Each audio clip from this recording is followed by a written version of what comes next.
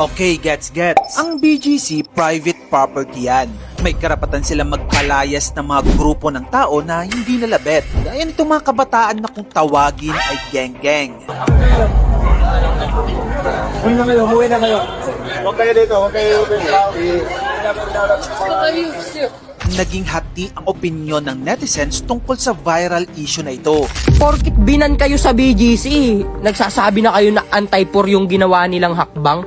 Malamang ibaban kayo, perwisyo kayo hindi naman yan gated village. Bakit ka may dress code sa isang public space in 2026? Privately owned public space. Bawal manggulo, oo naman. Sino ba nagsabi na dapat allowed? Ang tanong ko sa inyo ay bakit may kinalaman ng pananamit at kahirapan sa pagbaban? Ang tanong, anti-poor nga ba talaga ang BGC? Tara, himayin natin ang issue na ito. Una, ano muna yung geng-geng? Galing ito sa salitang gangster. Sa social media, ang geng-geng ay madalas na ginagamit bilang label para sa mga teenage Pinoys. Kadalasan silang nakabaggy streetwear. Tapos may hip-hop influence sila. Tinatawag din silang young stana. At itong mga geng-geng na to, ang pinaalis lately sa BGC. Kung tutuusin, legal at may karapatan naman talaga ang BGC dahil private property ito. Wait, paano muna naging private property ang BGC? Public space to. Opo, private property ang malaking parte ng BGC.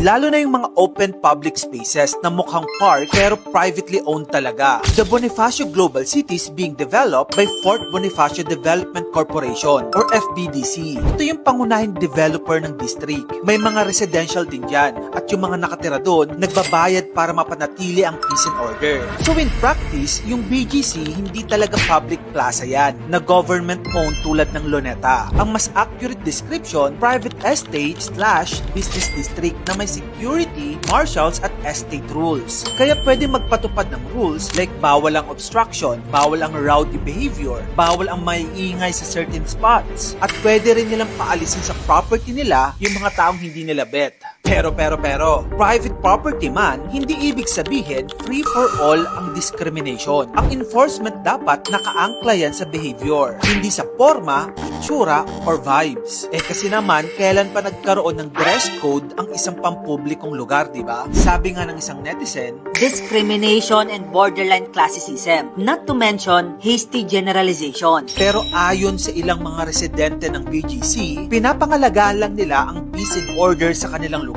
May mga pagkakataon na kasi before na nagkaroon ng gulo involving young people na ganito yung mga suotan. Kumbaga, nagiging battleground na daw ang BGC ng mga gangster. Sabi nga ng isang commenter, Sino nagsabi na tungkol sa forma? The security guards are there almost every day. They know who are the troublemakers. Baka di na yan first time na andyan sila at namukhaan sila ulit. pero depensa naman ng isang young stana na nakunan sa video, Kami po yung sa video, hindi naman namin alam na bawal na pala magpapasok ngayon dyan sa BGC. And gusto lang namin magsaya. Hindi naman gusto maghanap ng gulo. Naiintindihan naman namin sila Kuya Guard. Kaya umalis na kami kanina. Tsaka nire-respeto namin yung rules ngayon sa BGC.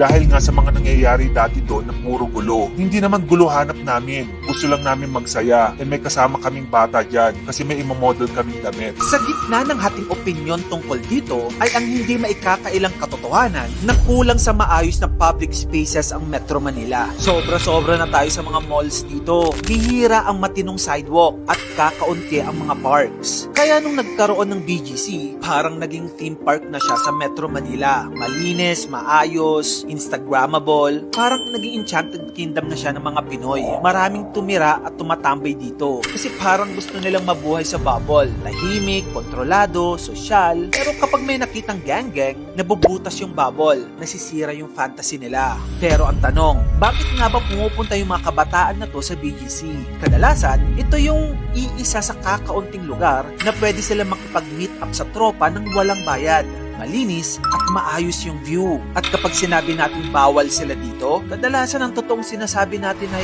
yung may kaya lang may karapatang gumamit ng magagandang public spaces. BGC is not just a place. Isa rin siyang salamin ng mas malaking issue sa lipunan. Class, access, at kung sinong welcome sa public spaces. Opo, hindi natin dapat itolerate ang gang riot o anumang klase ng panggugulo. Pero ang tanong, paano tayo maglalagay ng disiplina at kaayusan nang hindi nawawala ang pagkatao? Alam mo ba na habang ang buong Metro Manila ay lubog sa baha tuwing may bagyo, may isang lugar na flood-proof? Yes, we're talking about Bonifacio Global City sa Taguig. Pansin mo ba? Kahit na anong bagyo ang dumating, hindi binabaha ang BGC. Well, thanks to underground tank sa ilalim ng Burgos Circle na nag-i-impound ng floodwater. Wow. Sa last video natin, pinag-usapan natin ang Dambuhalang Tunnel ng Tokyo, Japan, kung saan napupunta ang tubig baha nila. Dito sa Pinas, meron din tayo nito. Sa ilalim ng Burgos Circle, which is part ng Forbes Town Center, ay isang 5-story deep detention tank. 12 meters deep ito. At kaya niyang mag-imbak ng 22,000 cubic meters na tubig, which is, para ma-imagine mo, katumbas na yan ng 8 Olympic-sized swimming pools. Kaya kapag bagyo at tumataas ng tubig sa kalsada, dinadala ito sa tinatawag na cistern o dambuhalang tangke na nag-iimbak ng tubig. After nun, inilalabas ang tubig baha via drainage papuntang Balisampan Creek at pati na rin sa Pasig River. And then after nyan, didiretso ang tubig baha papuntang Manila Bay. Ang tanong, effective ba? Well, obvious naman, di ba? Ang flood control system na ito ay sinolusyonan ang major problem ng pagbaha sa parteng yon ng Metro Manila. Maliban dyan, praktikal ang volume ng system which is 22,000 cubic tank. Kaya drastic na bawas sa flood. Tapos okay na okay din ang strategy nila. Detain water temporarily, then controlled ang release. Hindi biglaan. Okay.